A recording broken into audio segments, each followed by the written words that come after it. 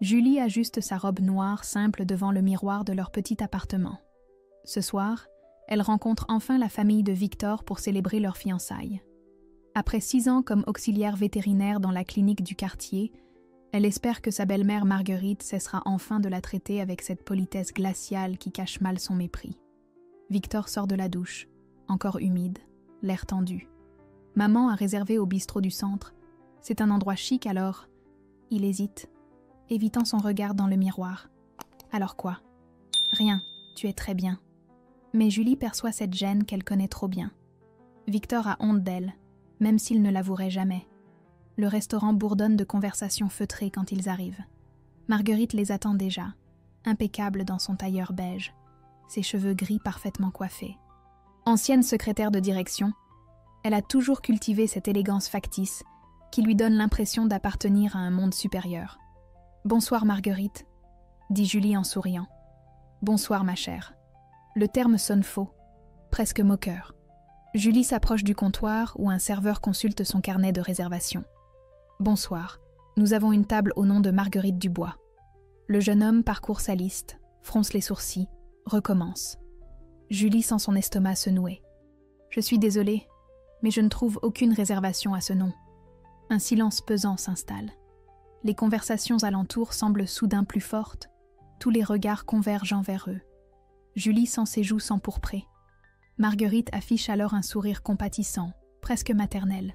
« Oh mon Dieu, j'ai dû me tromper d'endroit. » Elle regarde Julie de haut en bas. Peut-être qu'un fast-food serait plus adapté à quelqu'un qui nettoie derrière les animaux toute la journée. Tu comprendrais mieux ce genre d'ambiance, non? Les mots claquent comme une gifle.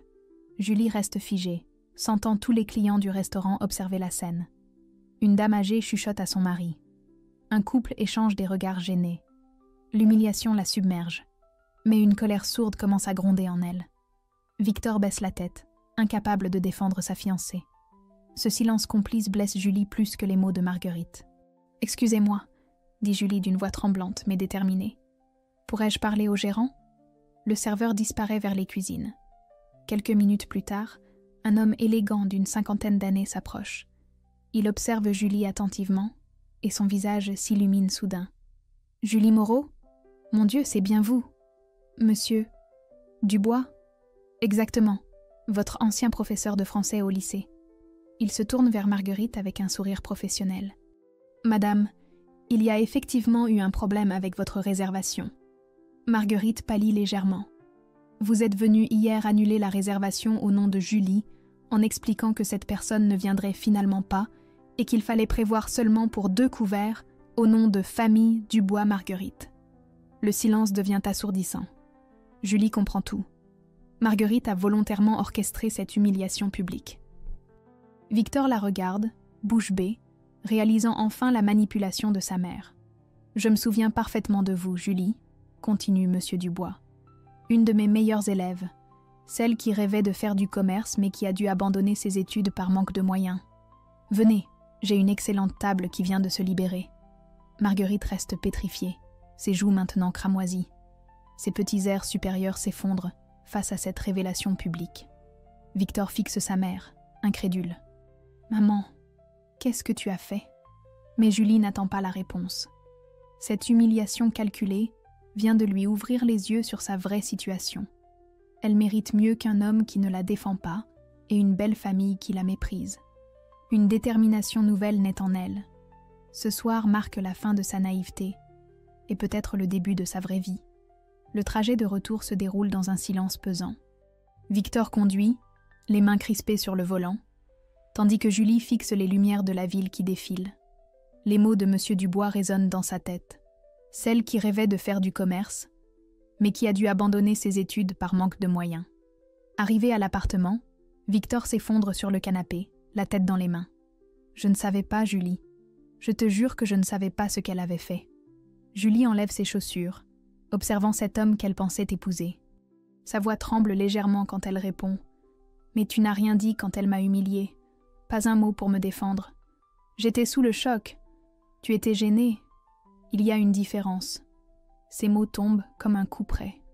Victor la regarde, cherchant ses mots, mais Julie ne lui laisse pas le temps. Elle s'enferme dans la salle de bain et se regarde longuement dans le miroir. À 28 ans, elle gagne sa vie honnêtement. Elle aime son travail avec les animaux, mais elle stagne. Combien d'humiliations va-t-elle encore accepter? Le lendemain matin, Julie arrive plus tôt que d'habitude à la clinique vétérinaire. Dr Martin, un homme bienveillant d'une 50aine d'années, la trouve en train de nettoyer méticuleusement les cages des pensionnaires. « Vous êtes matinale aujourd'hui, Julie. Tout va bien ?» Elle hésite, puis décide de se confier. Elle lui raconte la soirée de la veille, l'humiliation publique, le mépris de Marguerite. « Docteur. » Martin l'écoute attentivement, hochant la tête de temps en temps. « Savez-vous ce qui me frappe le plus chez vous, Julie ?» dit-il finalement. « Votre intuition avec les animaux. Hier encore, vous avez tout de suite compris que Rex était stressé avant même que je l'examine. Vous avez un don naturel. » Julie rougit légèrement. Elle n'a jamais considéré son travail comme un talent particulier. « Avez-vous déjà pensé à passer le diplôme d'ASV, auxiliaire spécialisé vétérinaire? Avec vos 6 années d'expérience, vous pourriez facilement réussir. Les formations coûtent cher, docteur. Et avec le mariage qui approche, 2 400 €. C'est le prix d'une formation complète. » Il marque une pause. « Réfléchissez-y, Julie. Vous valez mieux que ce qu'on veut vous faire croire. » Ces mots la poursuivent toute la journée. Le soir, elle fait ses comptes sur la petite table de la cuisine. Avec son salaire d'auxiliaire vétérinaire, elle gagne 1 400 € net par mois. En économisant sou par sou, en prenant des heures supplémentaires. Victor rentre du travail, fatigué après sa journée sur les chantiers de plomberie. Il remarque les papiers étalés devant Julie. « Qu'est-ce que tu fais ? » ?»« Je calcule combien il me faudrait pour passer le diplôme d'ASV. » Le visage de Victor se ferme instantanément. « Julie, on va se marier dans 6 mois. Ce n'est pas le moment de dépenser dans des lubies. »« Des lubies ?» Sa voix monte d'un ton. « Améliorer ma qualification, c'est une lubie ? Tu vas encore t'occuper d'animaux ? Ça ne changera rien à ton... » Il s'arrête, mais le mal est fait. Julie finit sa phrase d'une voix glaciale. « À mon statut ? C'est ça que tu voulais dire ?» Victor détourne le regard, gêné. Dans ce silence, Julie comprend qu'il pense exactement comme sa mère. Elle n'est qu'une auxiliaire vétérinaire, et il a honte d'elle. Cette nuit-là, elle ne ferme pas l'œil. Elle repense aux paroles de M. Dubois, aux encouragements de Dr Martin, au mépris de Marguerite et à la lâcheté de Victor. Une décision mûrit lentement en elle. Le lendemain, elle se rend à la banque pendant sa pause déjeuner. Elle ouvre un compte d'épargne séparé et y verse ses 50 € d'économie. Puis elle se dirige vers la clinique d'urgence vétérinaire du centre-ville et propose ses services pour des gardes de week-end. « Vous avez de l'expérience avec les urgences ?» demande la responsable. « 6 ans en clinique générale. Je suis sérieuse et disponible. » « Parfait. Nous cherchons justement quelqu'un pour les week-ends. 100 € par garde de 12 heures. » Julie calcule rapidement. 4 gardes par mois, 400 € supplémentaires. En 10 mois, elle aura économisé assez pour sa formation. En rentrant chez elle, elle croise son reflet dans la vitrine d'un magasin et ne se reconnaît pas. Pour la première fois depuis longtemps, elle voit de la détermination dans ses yeux. Marguerite lui a rendu service sans le savoir. Elle lui a ouvert les yeux sur sa vraie valeur. Julie va se battre pour elle-même, avec ou sans l'approbation de qui que ce soit. 3 mois ont passé depuis cette soirée au restaurant. Julie mène désormais une double vie. La semaine, elle travaille à la clinique de Dr Martin. Les week-ends, elle enchaîne les gardes de 12 heures à la clinique d'urgence, où chaque minute compte et où elle apprend à gérer des situations critiques qu'elle n'avait jamais vues. Son compte d'épargne affiche maintenant 800 €. Encore 4 mois et elle pourra s'inscrire à la formation ASV. Ce samedi soir, elle rentre épuisée de sa garde d'urgence. Un chien renversé par une voiture, un chat empoisonné, une chienne en détresse respiratoire. 13 heures debout, sans pause, mais 100 € de plus dans sa cagnotte secrète. Victor l'attend dans le salon, une bière à la main, visiblement contrarié. « Tu rentres de plus en plus tard ces temps-ci. » Julie évite son regard en retirant ses chaussures. Elle ne lui a pas parlé des gardes supplémentaires. Depuis leur dispute, une distance s'est installée entre eux. J'avais des paperasses à finir à la clinique. Le samedi jusqu'à 11 h du soir, sa voix trahit sa suspicion. Julie sent la fatigue peser sur ses épaules. Elle n'a plus l'énergie de mentir. J'ai pris des gardes supplémentaires à la clinique d'urgence. Victor pose brutalement sa bière sur la table. Quoi? Depuis quand? Depuis 3 mois. Et tu comptes faire ça combien de temps? On ne se voit plus, Julie. Tu négliges notre relation, pourquoi? Gagner quelques euros de plus? Julie le regarde enfin, et dans ses yeux fatigués brille une détermination qu'il ne lui connaît pas. Pour financer ma formation d'ASV. Le silence qui suit est glacial. Victor se lève, fait les 100 pas dans leur petit salon. Tu es obsédé par cette histoire. Ma mère avait raison. Tu te fais des illusions. Ces mots la frappent comme un soufflet. Il évoque Marguerite, cette femme qu'il a humiliée publiquement, comme une référence. Julie sent quelque chose se briser définitivement en elle. Le lundi matin, elle arrive à la clinique avec 30 minutes d'avance. Marie, l'aide-soignante de 55 ans qui travaille là depuis 15 ans, la trouve en train d'organiser méticuleusement le stock de médicaments. Tu as une tête de déterrée, ma petite. Qu'est-ce qui se passe? Julie hésite, puis se confie. Elle raconte les gardes de week-end, son projet de formation, l'opposition de Victor. Marie l'écoute en hochant la tête. Tu sais, j'ai élevé 3 enfants toute seule après que mon mari soit parti avec sa secrétaire. Elle range un flacon de vaccin. J'ai passé mon permis de conduire 4 fois. 4 fois. Maintenant, je conduis mieux que lui. Cette phrase simple touche Julie au cœur. Marie continue en souriant. Les hommes n'aiment pas qu'on progresse sans eux. Ça les dérange qu'on puisse se débrouiller. Mais nous, les femmes, on sait ce qu'on vaut. Docteur Martin arrive à cet instant et remarque leur conversation sérieuse. Alors, Julie, toujours motivée pour cette formation ASV? Plus que jamais, docteur. Parfait. J'ai justement reçu la brochure du centre de formation. Les inscriptions ouvrent dans 1 mois. Il sort une enveloppe de sa poche. Regardez ça ce soir. Et si vous avez des questions techniques, n'hésitez pas. Julie prend la brochure avec émotion. Pour la première fois depuis des mois, quelqu'un croit en elle et l'encourage. Cette semaine-là, elle découvre l'ampleur du défi. La formation dure 18 mois. Cours théoriques 3 soirs par semaine, stage pratique le samedi. Elle devra jongler entre son travail, ses gardes d'urgence et ses études. 5 heures de sommeil par nuit, maximum. Marie la soutient discrètement. Elle lui prête des livres de médecine vétérinaire, l'aide à réviser pendant les pauses. Même Sophie, la jeune réceptionniste, propose de couvrir certaines de ses tâches administratives. « On forme une équipe », dit Marie. Les femmes doivent se serrer les coudes. Julie réalise qu'elle a trouvé à la clinique la solidarité qui lui manque à la maison. Ses collègues, qu'elle côtoie depuis 6 ans, deviennent sa vraie famille professionnelle. Le vendredi soir, elle rentre avec le dossier d'inscription rempli. Victor regarde la télévision, distant comme souvent maintenant. Elle s'assoit à côté de lui, le formulaire à la main. J'ai décidé de m'inscrire à la formation ASV. Les cours commencent en septembre. Victor éteint la télévision et se tourne vers elle. Dans son regard, elle lit de la résignation mêlée d'irritation. Tu fais ce que tu veux, Julie. Mais ne viens pas te plaindre quand tu seras épuisée et que notre couple en pâtira. Ces mots résonnent comme un avertissement, mais Julie ne recule pas. Elle a économisé 1 200 € en 3 mois. Encore quelques semaines et elle aura de quoi payer sa formation.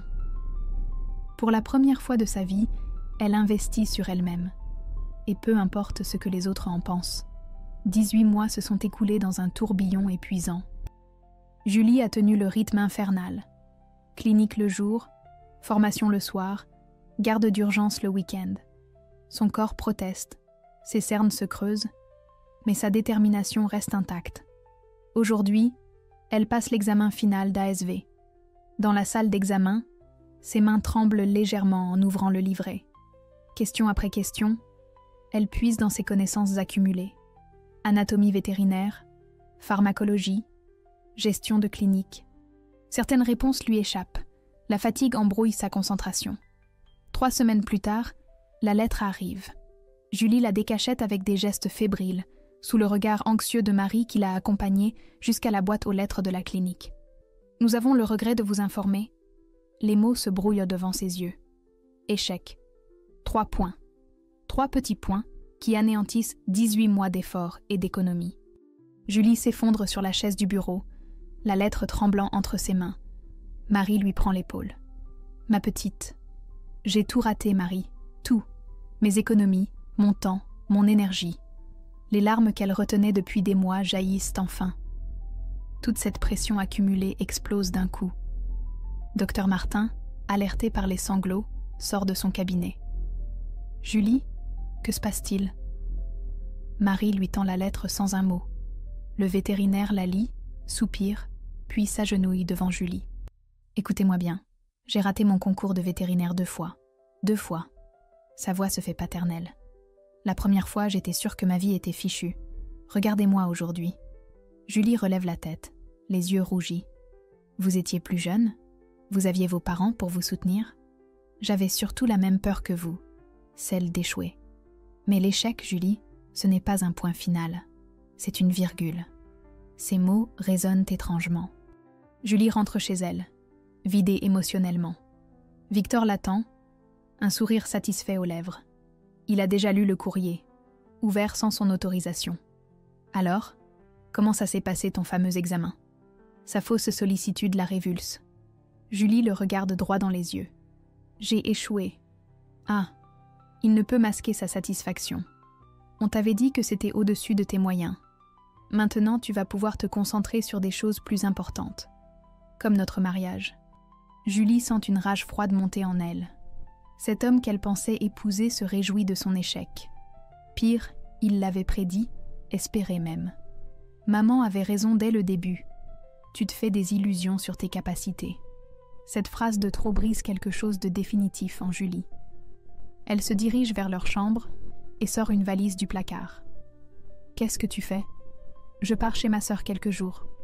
J'ai besoin de réfléchir. » « Julie, ne dramatise pas. Tu as échoué. Ce n'est pas la fin du monde. » Elle se retourne, et Victor recule instinctivement devant l'intensité de son regard. « Non, Victor, ce n'est pas la fin du monde. C'est la fin de nous. » Chez sa sœur Camille, Julie pleure pendant 2 jours. Puis, le 3e matin, quelque chose change. Elle repense aux mots de Docteur Martin, aux encouragements de Marie, aux sacrifices qu'elle a consentis. Elle n'a pas échoué par manque de capacité, mais par épuisement. Elle appelle le centre de formation. « Je souhaiterais me réinscrire pour la prochaine session. »« Bien sûr, mademoiselle Moreau. Les candidats ayant échoué de peu bénéficient d'une réduction de 20%. » Julie raccroche avec un sourire. Elle retourne à l'appartement en fin d'après-midi. Victor l'attend, penaud. « Julie, on peut en discuter. Tu étais fatiguée, c'est normal que... » « J'ai pris ma décision, Victor. Je repasse l'examen dans 6 mois. »« Quoi ? Mais enfin, tu viens d'échouer. » « Et alors ?» Sa voix claque, ferme et déterminée. « Edison a échoué 1000 fois avant d'inventer l'ampoule. Je ne vais pas abandonner pour 3 points. » Victor la dévisage comme s'il découvrait une étrangère. Cette femme qui lui fait face n'est plus l'auxiliaire vétérinaire docile qu'il pensait épouser. Cette nuit-là, Julie ne dort pas. Mais pour la première fois depuis des semaines, ce n'est pas à cause de l'anxiété. Elle planifie sa revanche. Elle va réussir, non pas malgré cet échec, mais grâce à lui.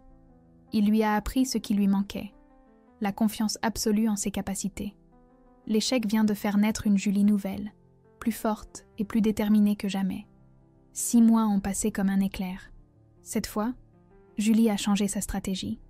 Fini l'épuisement, place à l'organisation.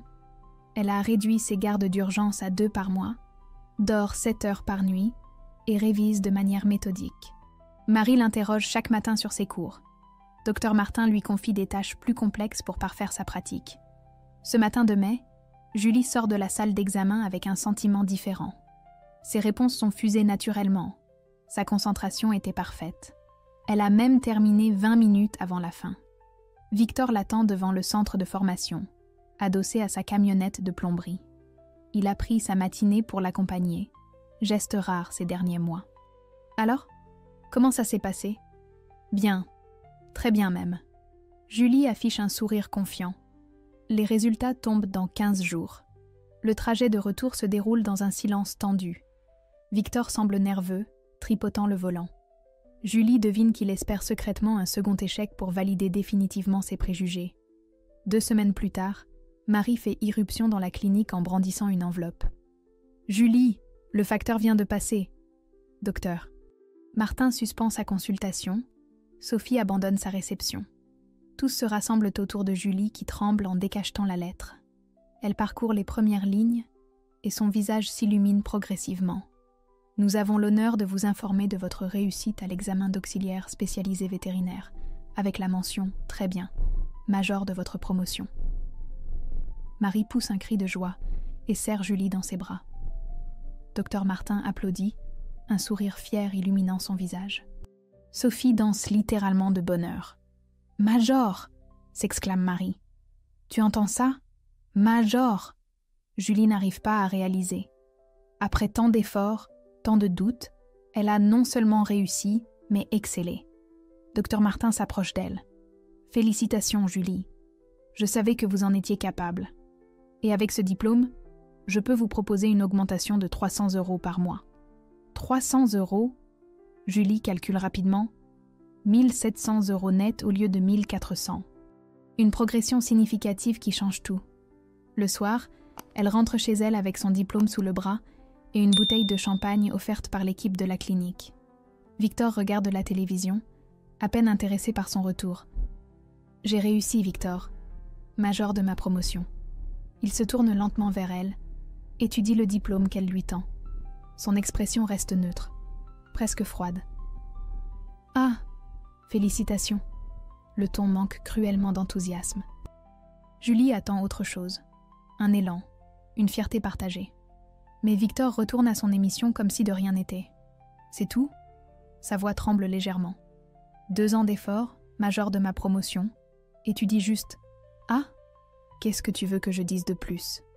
Bon, maintenant au moins tu pourras mieux aider financièrement. Avec tes nouveaux 300 €, on pourra enfin avancer sur notre projet de mariage. Ces mots frappent Julie comme une gifle. Même dans sa réussite, Victor ne voit qu'un bénéfice financier pour lui.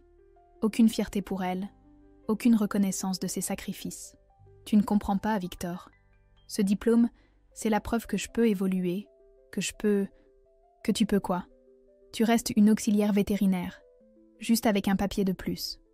Le mépris dans sa voix achève de briser quelque chose en Julie.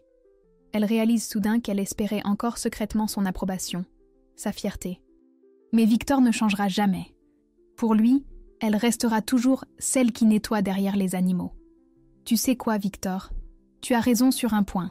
Ce diplôme change tout. Il me prouve que je peux réussir sans toi.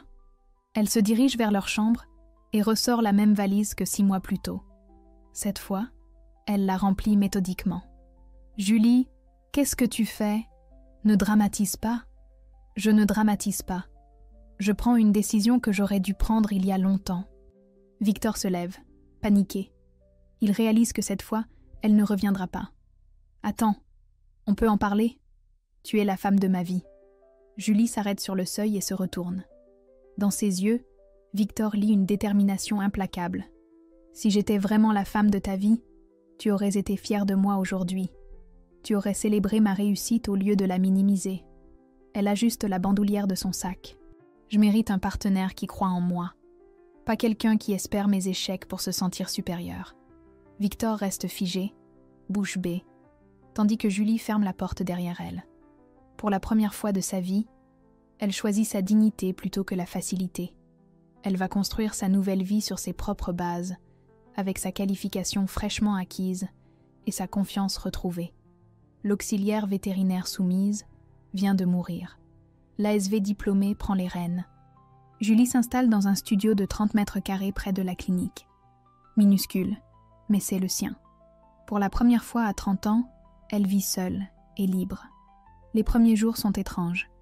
Pas de reproches au retour du travail, pas de jugement sur ses projets, juste le silence paisible de l'indépendance. Avec son nouveau salaire d'ASV, elle rembourse rapidement ses dernières dettes de formation. 8 mois plus tard, ses finances sont assainies et elle économise même 600 € par mois en vivant modestement. Cette discipline financière, acquise pendant ces années d'efforts, devient un atout précieux. À la clinique, son nouveau statut change tout.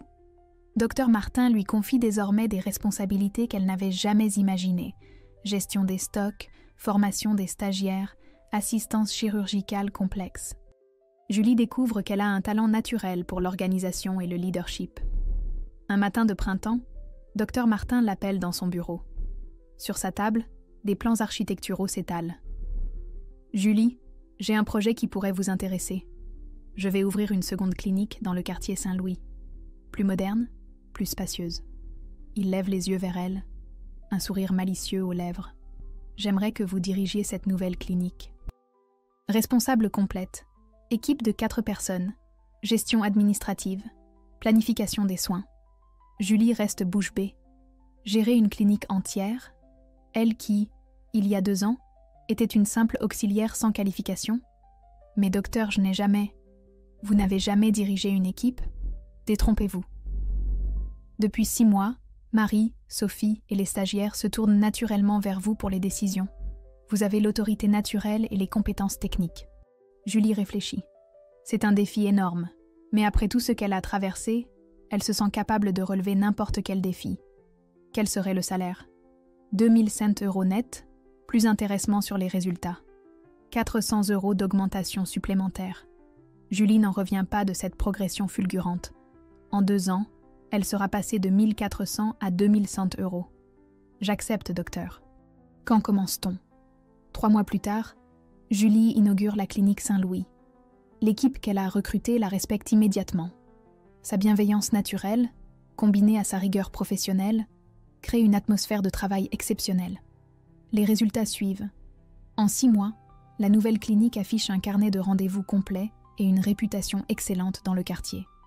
Julie découvre qu'elle aime diriger, organiser, prendre des décisions importantes. Un soir, en fermant la clinique, elle croise son reflet dans la vitrine. La femme qu'elle voit n'a plus rien à voir avec l'auxiliaire timide d'il y a 3 ans. Cheveux coupés au carré, tailleur professionnel, regard assuré, Julie rayonne de confiance en elle. Son téléphone sonne. Victor. Elle hésite, puis décroche. « Julie, comment ça va ?» Sa voix trahit une nostalgie que Julie ne partage plus. « Très bien, Victor. Et toi ? Écoute, ça fait presque 2 ans maintenant. On pourrait peut-être se voir, discuter ?» Julie regarde autour d'elle. Sa clinique, ses responsabilités, sa réussite. Victor appartient à un passé révolu. Je ne pense pas que ce soit une bonne idée. J'ai refait ma vie. Tu ne peux pas m'effacer comme ça. On a partagé 4 ans ensemble. 4 ans où tu n'as jamais cru en moi, Victor. Maintenant, j'ai la preuve que j'avais raison de me battre.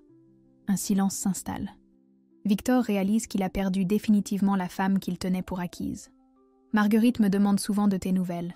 Elle regrette ce qui s'est passé. Le nom de sa belle-mère ravive des souvenirs douloureux. Mais Julie ne ressent plus de colère, juste de l'indifférence. Dis-lui que je vais très bien, mieux qu'elle ne l'aurait jamais imaginé. Julie raccroche et range son téléphone. Cette conversation a fermé définitivement un chapitre de sa vie. Elle n'est plus la femme humiliée du restaurant, ni l'étudiante épuisée, ni l'ASV fraîchement diplômée. Elle est devenue une professionnelle accomplie et respectée. En rentrant chez elle, elle pense à Dr Martin qui lui a ouvert tant de portes, à Marie qui l'a soutenue dans les moments difficiles. Sa vraie famille, ce sont ces gens qui ont cru en elle, quand elle-même n'y croyait plus. Julie sourit en ouvrant la porte de son appartement. Demain, elle a rendez-vous avec un représentant d'équipement vétérinaire pour moderniser la clinique. Sa nouvelle vie ne fait que commencer, et elle compte bien la construire à sa mesure. Fini la femme qui acceptait l'inacceptable. Place à celle qui mérite le respect qu'elle s'est enfin accordé. 18 mois ont passé depuis que Julie dirige la clinique Saint-Louis. Ses résultats exceptionnels lui valent une invitation au Congrès national de médecine vétérinaire à Lyon. Pour la première fois de sa carrière, elle représente officiellement son établissement devant les professionnels du secteur. Dans le hall du centre de congrès, Julie observe cette foule de vétérinaires, d'ASV et de représentants commerciaux. Elle porte son nouveau tailleur marine, ses cheveux brillent sous les néons et sa confiance rayonne. Loin de l'auxiliaire intimidée d'autrefois. « Excusez-moi, vous êtes bien Julie Moreau de la clinique Saint-Louis ?» Elle se retourne. Un homme de 35 ans environ, aux cheveux châtains et au sourire chaleureux, la regarde avec intérêt. Sa blouse indique « Dr Sylvain Rousseau, vétérinaire rural ». Effectivement. Et vous êtes ? Sylvain Rousseau. J'ai entendu parler de vos excellents résultats en gestion d'équipe. Votre clinique fait référence dans la région. Julie rougit légèrement. Elle n'a pas l'habitude qu'on reconnaisse son travail hors de son cercle professionnel habituel. Merci. Mais je ne fais que mon travail d'ASV. Détrompez-vous.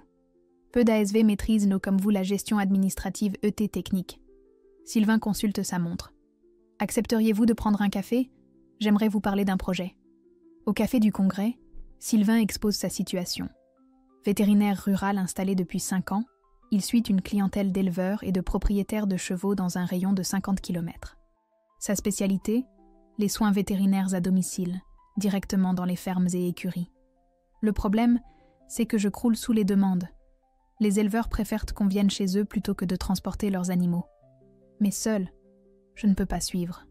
Julie l'écoute attentivement. Cette approche nomade de la médecine vétérinaire l'intrigue.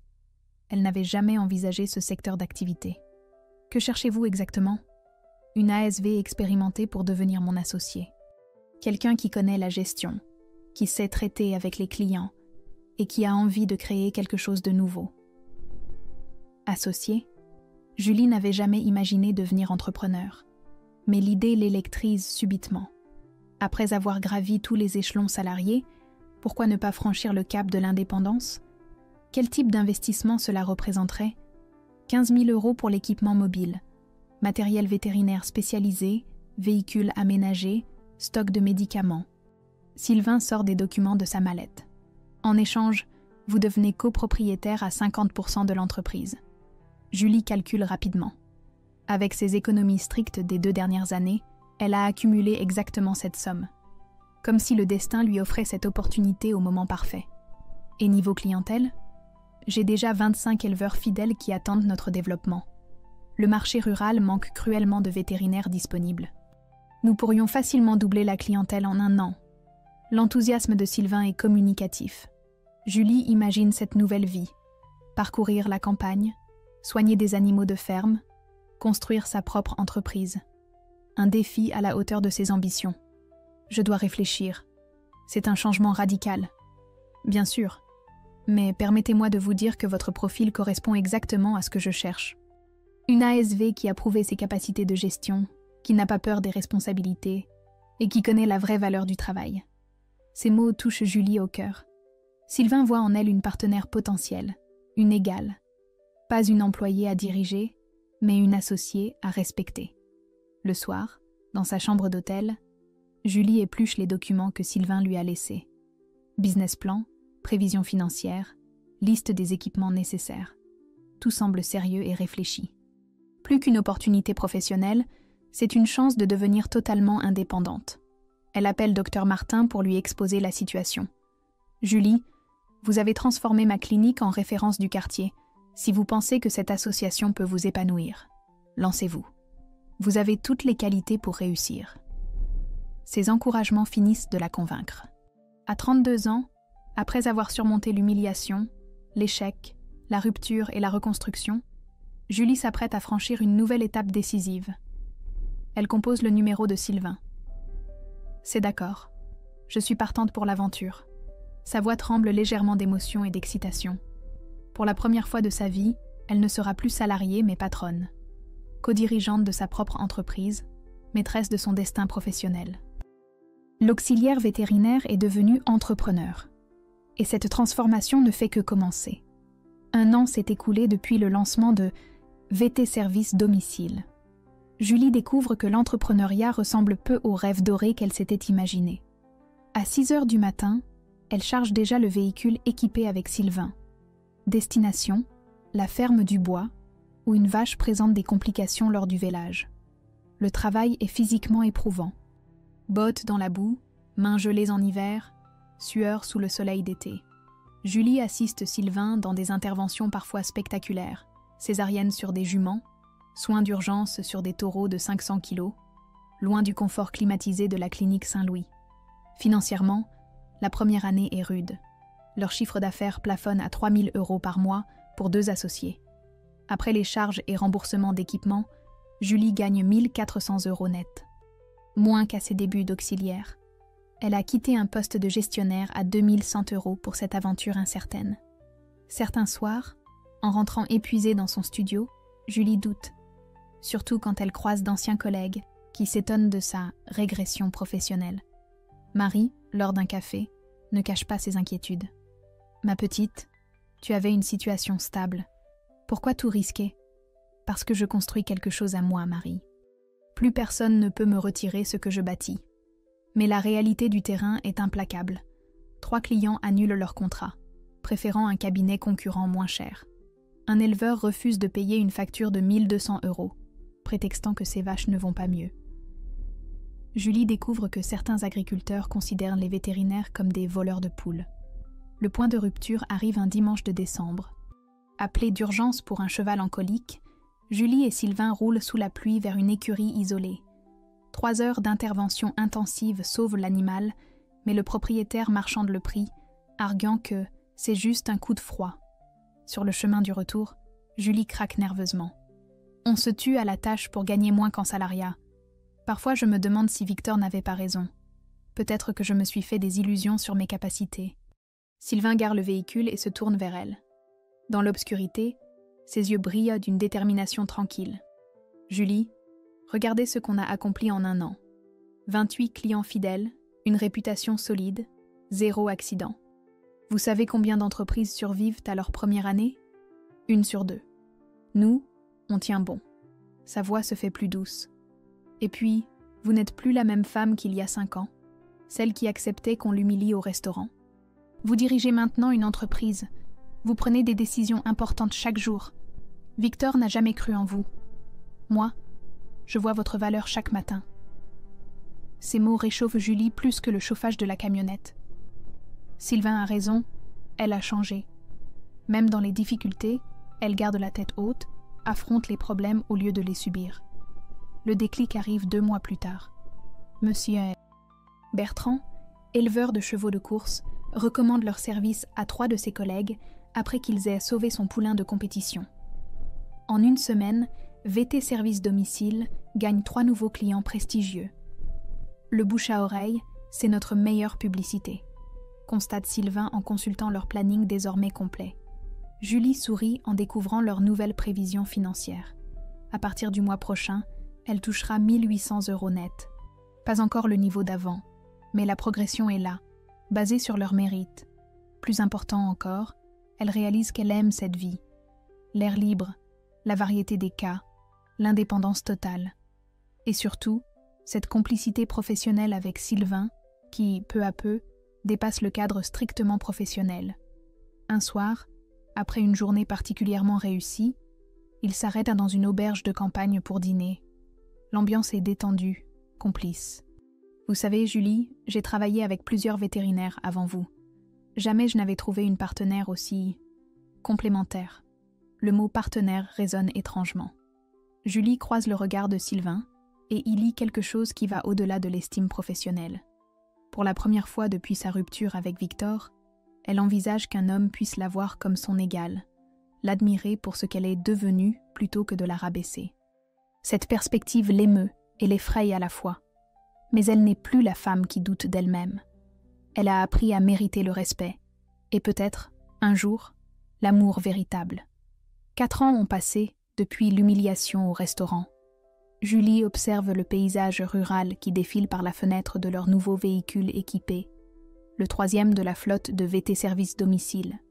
Leur entreprise emploie maintenant 3 vétérinaires et 2 ASV, couvrant 80 exploitations dans un rayon de 50 km.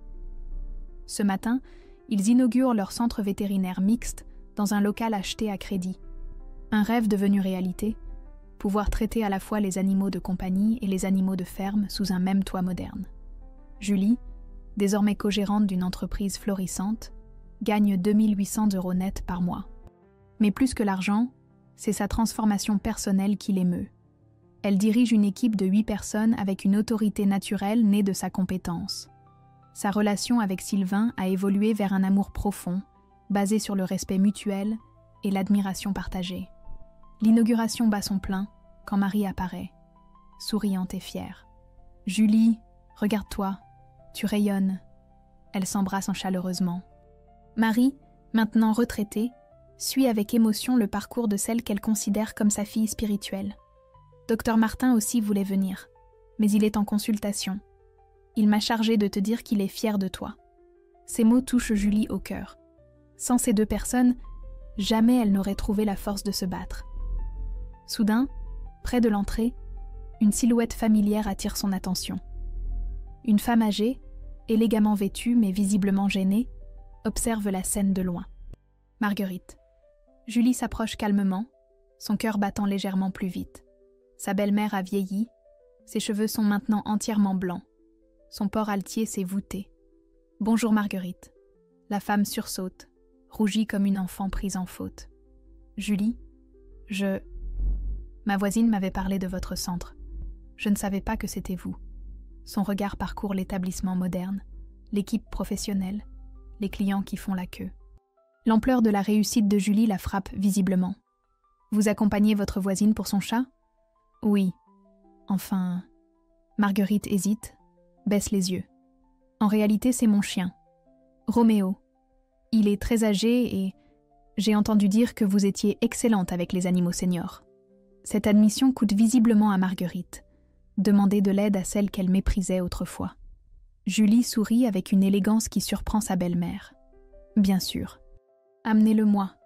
Je vais l'examiner personnellement. » Pendant que Julie ausculte le vieux labrador de Marguerite, cette dernière observe en silence.